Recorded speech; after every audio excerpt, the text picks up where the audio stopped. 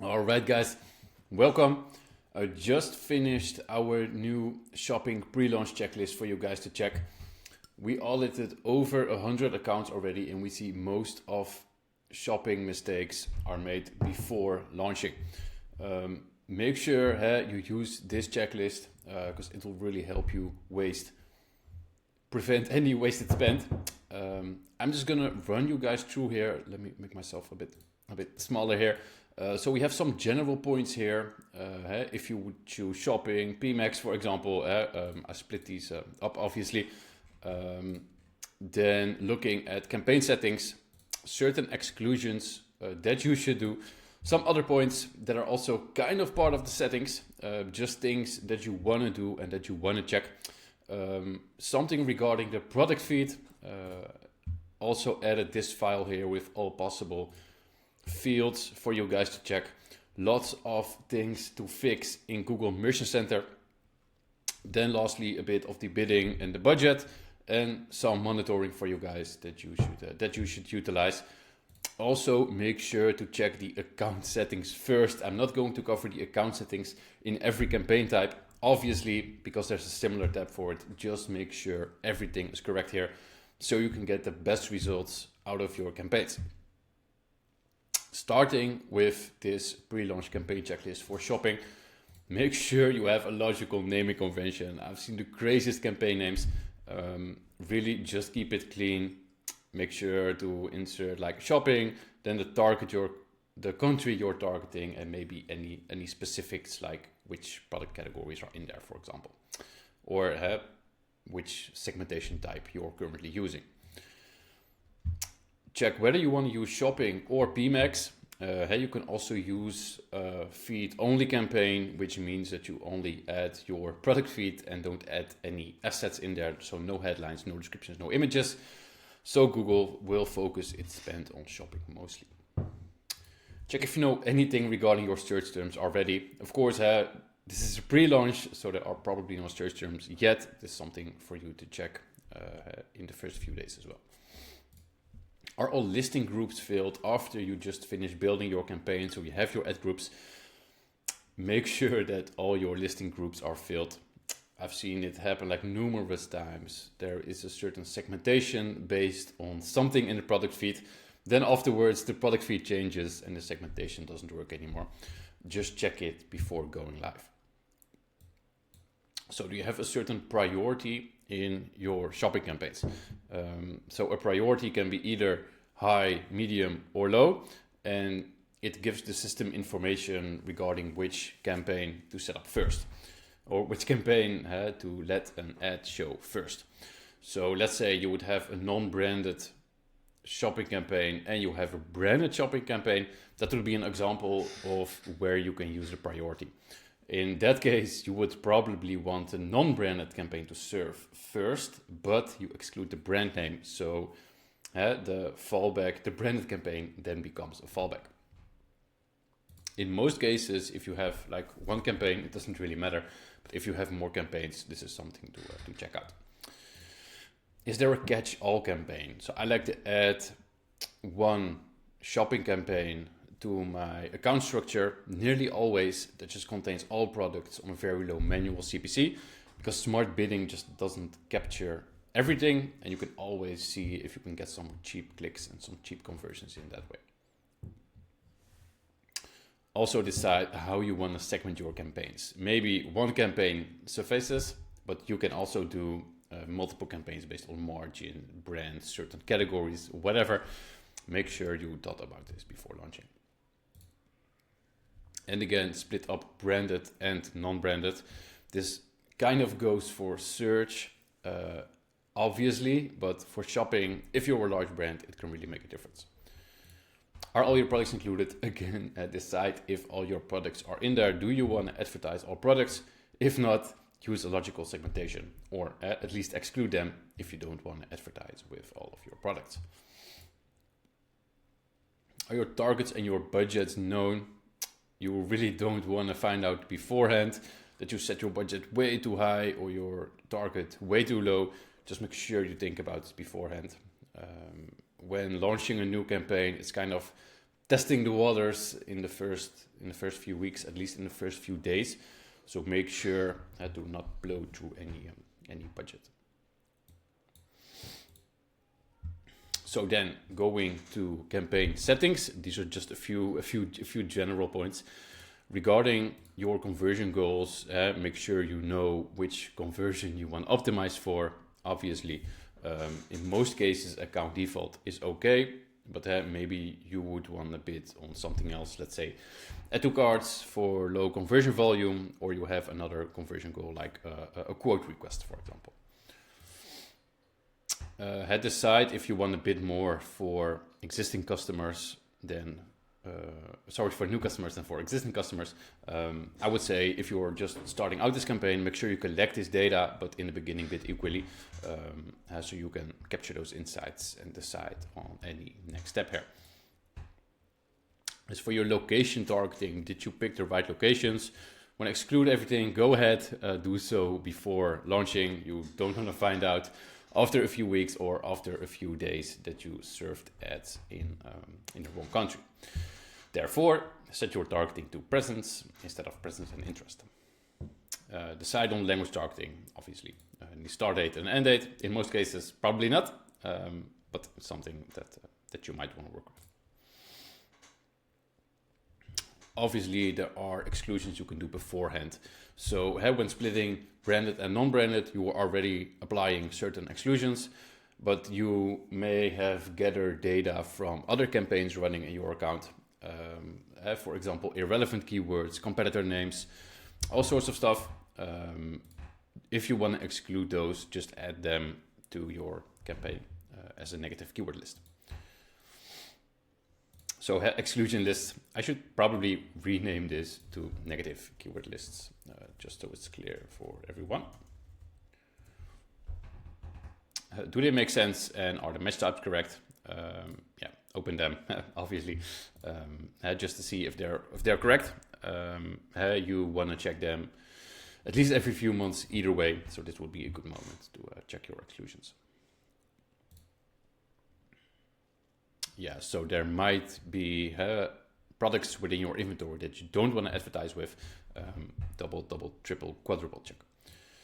Might want to exclude other things, let's say certain demographics, certain audience, could be whatever.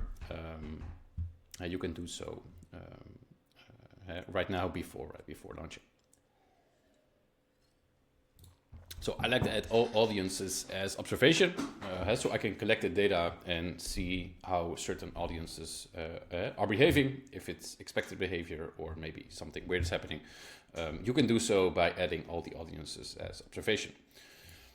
You can also use brand inclusion or brand exclusion. I like to work with negative keyword lists myself, because it gives me more control over which queries I want to show ads on, but feel free to use a brand exclusion.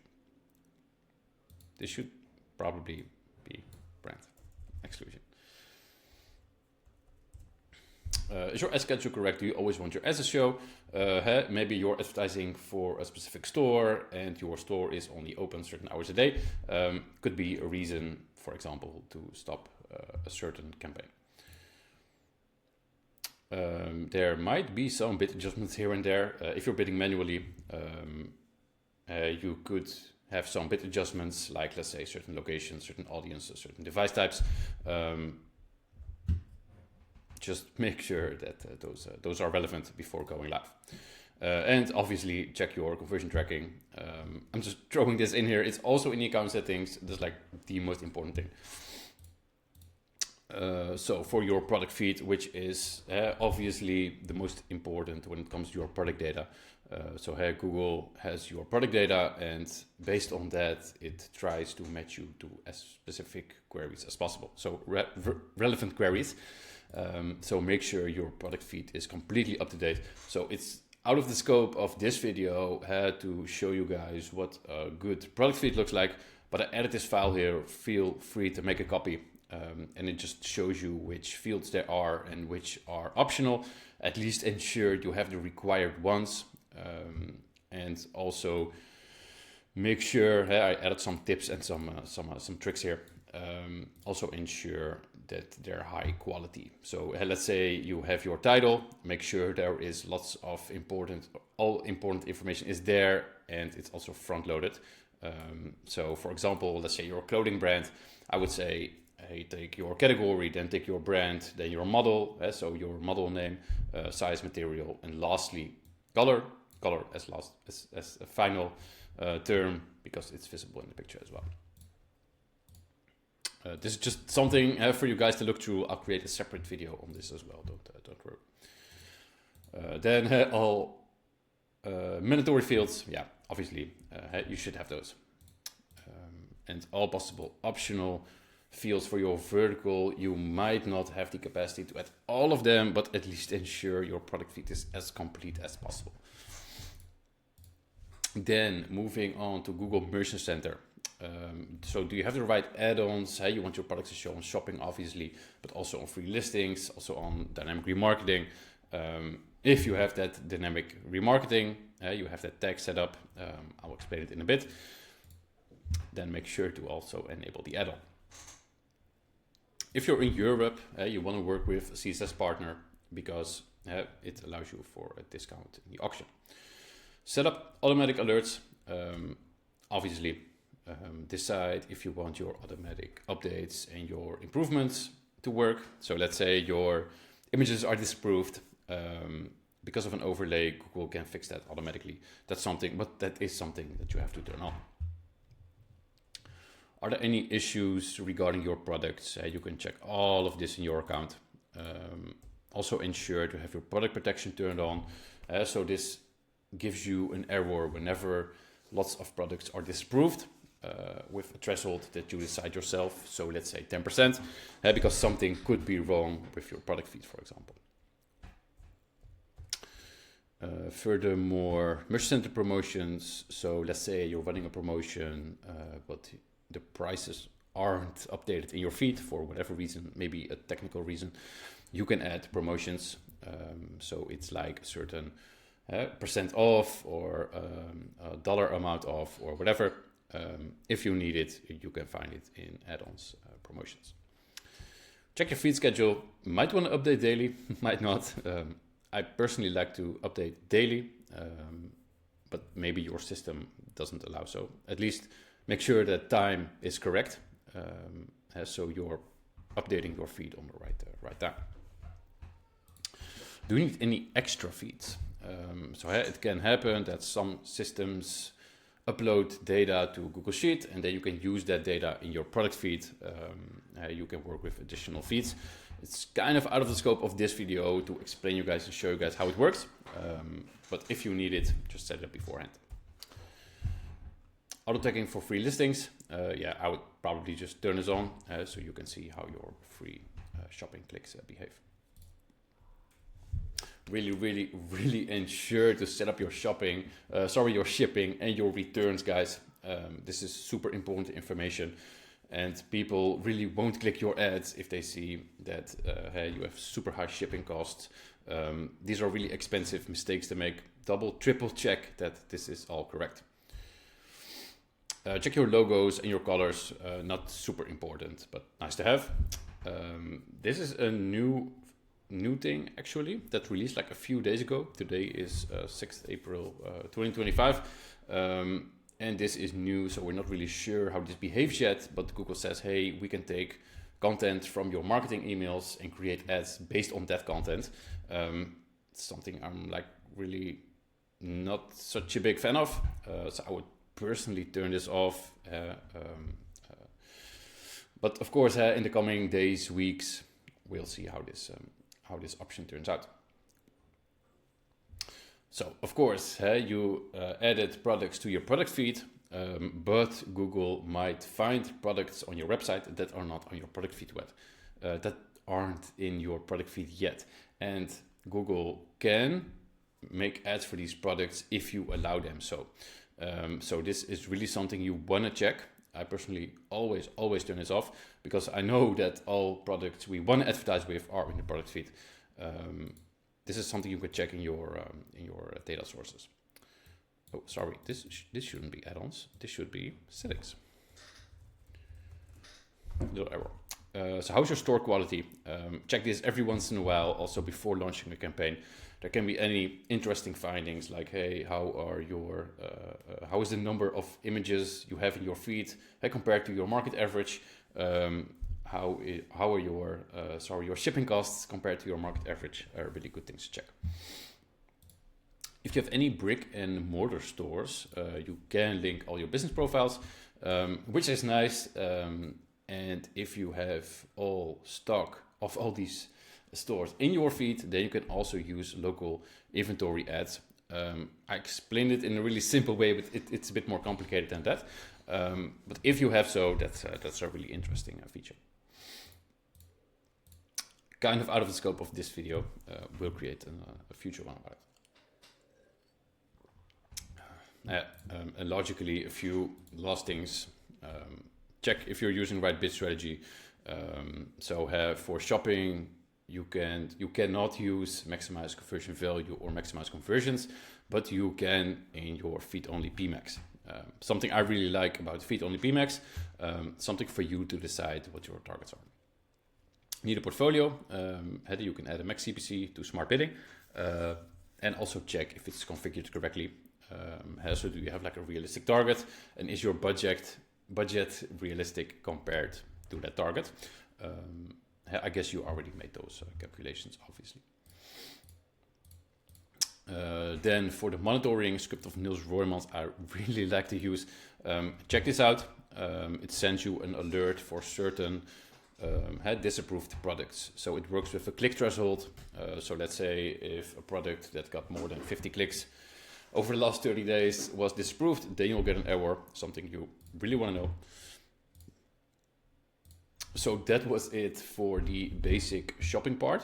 I also have this for the PMAX feed only, and there are a few minor additions here. I'll also create one for full build PMAX, and of course all other campaign types as well.